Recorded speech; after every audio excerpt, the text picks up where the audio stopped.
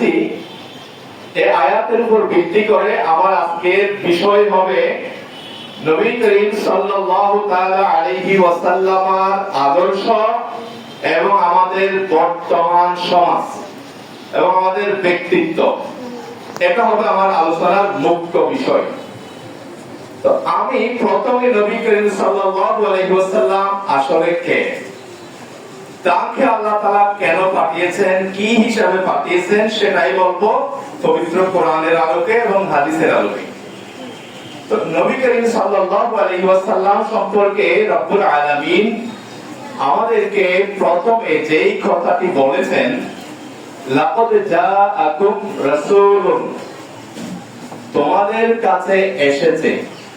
লাকাদ জাআকুম, লাকাদ এটা আরবি ভাষায় দৃঢ়তা বোঝানোর জন্য ব্যবহৃত হয়। লাকাদ এটা তাকিদ বলা হয়। আমরা যেটা ইংরেজিতে বলি indeed, there is no doubt, মানে কোনো সন্দেহ নেই, নিশ্চয় নিশ্চয়। জাআকুম, তোমাদের কাছে এসেছে। জাআকুম, তোমাদের কাছে এসেছে রাসূলুন, এমন রাসূল। লাকাদ জাআকুম রাসূলুন মিন আনফুসিকুম, among yourselves, তোমাদের নিজেদের মধ্য থেকে। অর্থাৎ রাসূল কোন ফেরেশতা না, রাসূল আমাদের মানব জাতি থেকে এসেছেন। একেবারে আল্লাহ মানব জাতি থেকে কেন পাঠিয়েছেন সেটা আল্লাহ তাআলা অনেক আয়াতের মধ্যে বলেছেন। তো আমাদের মধ্য থেকে রাসূল এসেছেন আমাদেরকে পিউরিফাই করার জন্য, আমাদেরকে আদর্শ শেখানোর জন্য। হারিসুন আলাইকুম, হারিসুন আলাইকুম মা আনিতুম, তিনি তোমরা যে সকল কাজে কষ্ট পাও, যে সকল কাজে যে সকল কারণে তোমাদের কষ্ট হয়, সে সকল কারণে তিনি ব্যথিত হন, তিনি কষ্ট পান। অর্থাৎ তোমাদের কষ্টে তিনি কষ্ট পান। হারিসুন আলাইকুম বিল মুমিনিনা রাউফুর রহিম, তিনি মুমিনদের জন্য দয়ালু। রাউফুর রহিম এই বিশেষণটা আল্লাহ তিনি কিছু কিছু ক্ষেত্রে নবীকেও দিয়েছেন, অর্থাৎ অতি দয়ালু। এক কথায় দুটোটার অর্থ করলে যেই দয়ার কোনো শেষ নাই, তিনি দয়ালু। আল্লাহ তাআলা তার নবীর আগমন সম্পর্কে অপর একটা আয়াতের মধ্যে বলেছেন, ওয়ামা আরসালনাকা ইল্লা রাহমাতাল লিল আলামিন, হে নবী আমি আপনাকে এই জগতের জন্য, আল্লাহ তাআলার যত সৃষ্টিকুল আছে সকলের জন্য রহমত হিসেবে প্রেরণ করেছি। রহমত হিসেবে আমাদের নবী আমাদের কাছে এসেছেন। অপর একটা আয়াতের মধ্যে আছে, ওয়ামা আরসালনাকা ইল্লা কাফাতান লিন-নাস, হে নবী আমি আপনাকে পুরো জগৎবাসী সকল মানুষের জন্য, এখানে ধর্ম ভেদাভেদ করেননি, সকল মানুষের জন্য রহমত হিসেবে আল্লাহ তাআলা আমাদের নবীকে প্রেরণ করেছেন। নবী করিম সাল্লাল্লাহু আলাইহি ওয়াসাল্লাম নিজেই বলেছেন, উরসিলতু ইলাল খালকি কাফা, আমি সকল সৃষ্টির জন্য প্রেরিত হয়েছি। এবার আল্লাহ তাআলা অপর একটা আয়াতের মধ্যে কি বলেছেন, উল বিফাদিলিল্লাহি ওয়া বিরাহমাতিহি ফাবিযালিকা ফালইফরাহু, হে নবী আপনি বলুন আল্লাহর রহমত পেয়ে এবং আল্লাহর অনুগ্রহ পেয়ে, ফজলুন এবং রহমাতুন প্রায় সেম অর্থ বাংলায়। এই রহমত এবং অনুগ্রহ বিশেষ দয়া পেয়ে ফাবিযালিকা ফালইফরাহু, এই মানব জাতি যেন আনন্দিত হয়। অর্থাৎ আমরা সকল, এটা মানব জাতিকে অ্যাড্রেস করেছেন আল্লাহ তাআলা, সবাইকে বলেছেন আল্লাহর এই রহমত পেয়ে যেন আমরা আনন্দিত হই। আলহামদুলিল্লাহ আমরা আনন্দিত আজকের এই দিনে, কিন্তু আমাদের এই আনন্দ আজকের এই দিনের মধ্যে সীমাবদ্ধ যেন না থাকে। এবার আমরা মূল আলোচনায় আসি। নবী করিম সাল্লাল্লাহু তাআলা আলাইহি ওয়াসাল্লাম তার একটি হাদিসের মধ্যে বলেছেন, লা ইউমিনু আহাদুকুম হাত্তা আকুনা আহাব্বা ইলাইহি মিন ওয়ালিদিহি ওয়া ওয়ালাদিহি ওয়ান নাসি আজমাইন। হে আমার উম্মতরা, তোমাদের মাঝে কেউ ততক্ষণ পর্যন্ত পরিপূর্ণ ঈমানদার হতে পারবে না যতক্ষণ না আমাকে তার নিজের চেয়ে, নিজের মা-বাবার চেয়ে এবং পৃথিবীর সকল মানুষের চেয়ে বেশি ভালোবাসবে। হযরত ওমর ফারুক রাদিয়াল্লাহু আনহু, এটি সহিহ বুখারী শরীফের মধ্যে আছে, নবী করিম সাল্লাল্লাহু আলাইহি ওয়াসাল্লামকে বললেন, ইয়া রাসূলুল্লাহ, হে আল্লাহর রাসূল, ইন্নী উহিব্বুকা, আমি আপনাকে ভালোবাসি সবকিছুর চেয়ে, তবে আমার জানের চেয়ে বেশি না। তখন রাসূল করিম সাল্লাল্লাহু আলাইহি ওয়াসাল্লাম বললেন, হে ওমর, তুমি এখনো পরিপূর্ণ ঈমানদার হতে পারোনি। অতঃপর ওমর রাদিয়াল্লাহু আনহু ওই কথার জন্য তাওবা করে আবারও বললেন, ইয়া রাসূলুল্লাহ, আমি আপনাকে আমার জানের চেয়েও বেশি ভালোবাসি। তখন রাসূলুল্লাহ বললেন, আল-আন ইয়া ওমর, হে ওমর, এখন তুমি ঈমানদার হতে পেরেছো। এবার আমরা একই একটা বর্ণনার মধ্যে আসি। নবী করিম সাল্লাল্লাহু আলাইহি ওয়াসাল্লাম বলেছেন, লা ইউমিনু আহাদুকুম, তোমাদের মধ্যে কেউ ততক্ষণ পর্যন্ত ঈমানদার হতে পারবে না হাত্তা ইয়াকুনা হাওয়াহু তাবআন লিমা জিতু বিহি, যতক্ষণ না আমার আনিত শরীয়তের পূর্ণাঙ্গ অনুগামী হবে।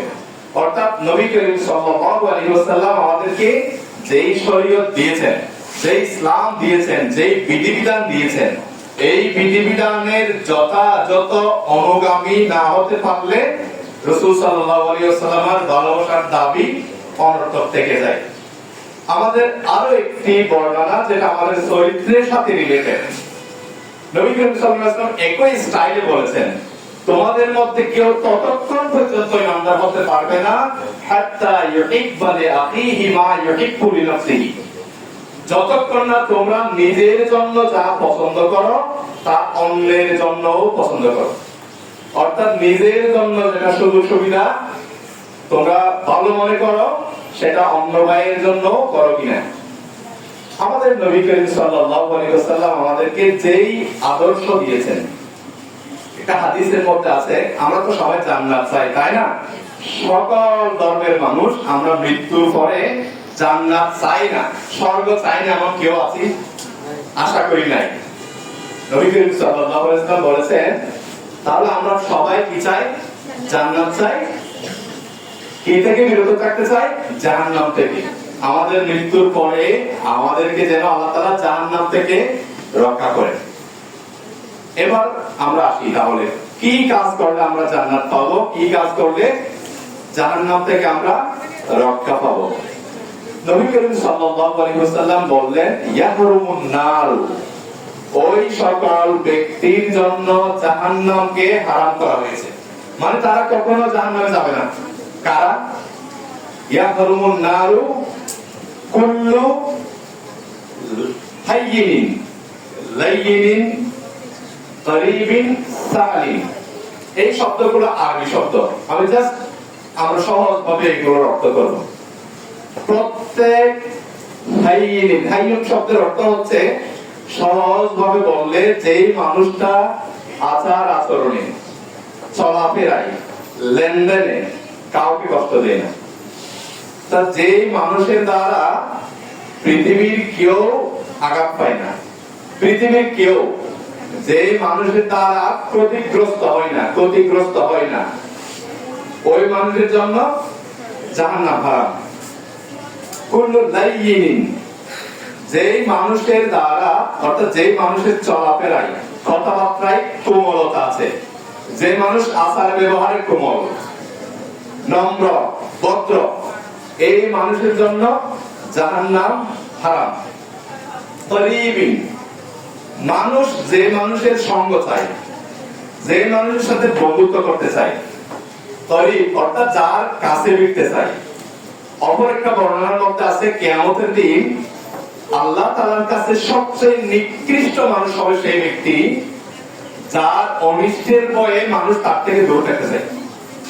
একটা মানুষ দুশ্চরিত্রবান, কর্কশবাসী, মন্দ, জালেম প্রকৃতির, তার কাছ থেকে মানুষ দূরে যাইতে চায়, ওই ব্যক্তি হবে কিয়ামতের দিন আল্লাহর কাছে সবচেয়ে নিকৃষ্ট।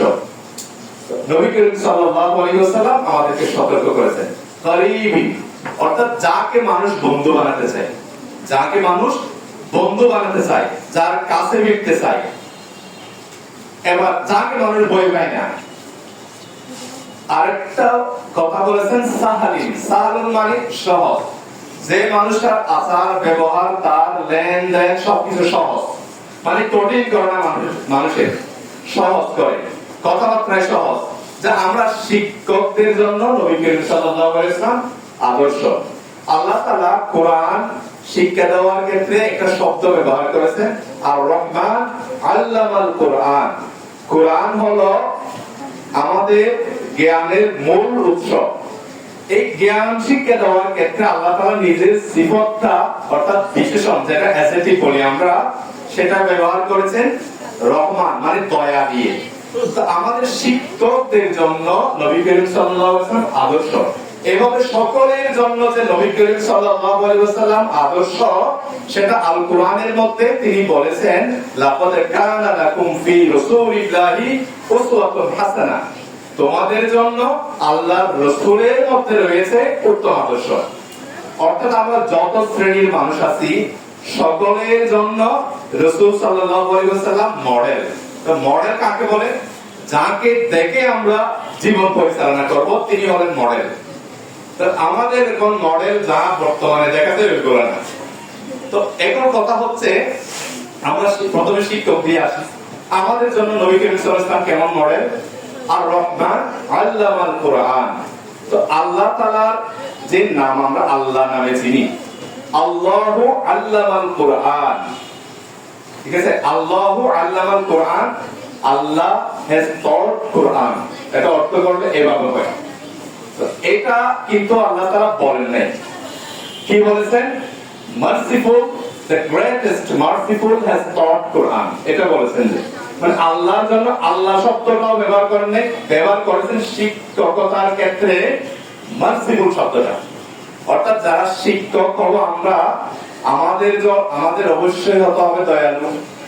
শিক্ষার্থীরা ভুল করবে, অন্যায় করবে, অপরাধ করবে, পড়া পারবে না, সেক্ষেত্রে দয়ালু হতে হবে, ঠিক আছে? তাহলে রাসূল সাল্লাল্লাহু আলাইহি ওয়াসাল্লাম আমাদেরকে যেই নমুনা দিয়েছেন, যেই মডেল দিয়েছেন, দয়ালু